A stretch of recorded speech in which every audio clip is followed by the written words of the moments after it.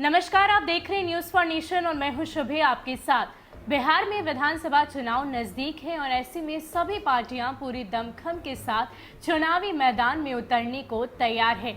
चाहे बात हो सीटों के बंटवारे की या फिर नारेबाजी की, हर तैयारी हर पार्टी हर नेता की तरफ से पूरे जोर शोर के साथ की जा रही है।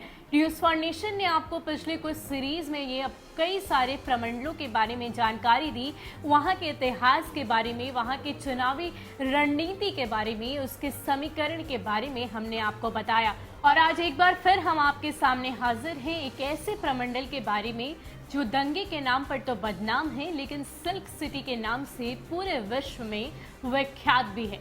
जी हाँ, हम बात कर रहे हैं भागलपुर प्रमंडल की।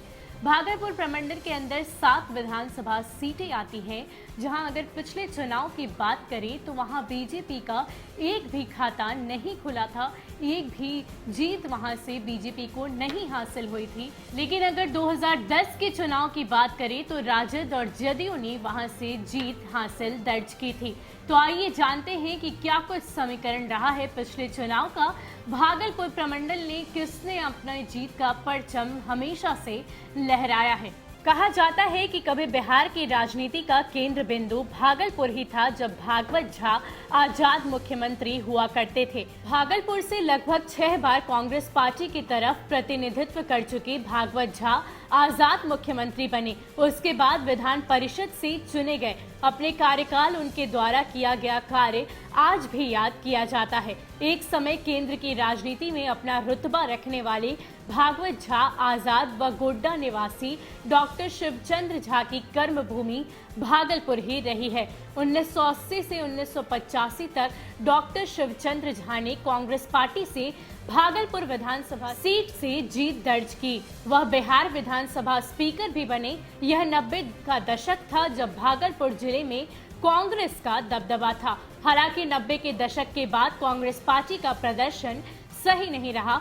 समाजवादी जनता दल से भागलपुर लोकसभा चुनाव में चुन यादव जीते। उसके बाद भाजपा से प्रभाष चंद्र तिवारी जीते और उसके ठीक बाद सीपीआई से सुबोध राय सांसद बने। वर्तमान में सदानंद सिंह राज्य की राजनीति के हैं जाना पहचाना एक नाम है। 4 बार भागलपुर से विधायक रह चुके अश्विनी चौबे अब बक्सर से सांसद है। केंद्र में मंत्री भी हैं। वहीं कहलगांव विधानसभा सीट से चुनाव जीतने वाले सदानंद सिंह विधानसभा अध्यक्ष के पद पर भी रह चुके हैं। वर्तमान में वो विधायक दल के नेता हैं। नाथनगर विधानसभा सीट का प्रतिनिधित्व करने वाली सुधा श्रीवास्तव भी पूर्व स्वास्थ्य मंत्री रह चुकी है। लेकिन इस बार का समीकरण देखें तो वो कुछ बदला सा दिखाई देता है। भागलपुर विधानसभा सीट का समीकरण इस बार बदला सा दिख रहा है। इस सीट पर वर्तमान में कांग्रेस का कब्जा है और अजीत शर्मा विधायक है। ऐसे में उनका चुनाव लड़ना तय माना जा रहा है। सबसे अधिक माथापच्ची एनडीए में है।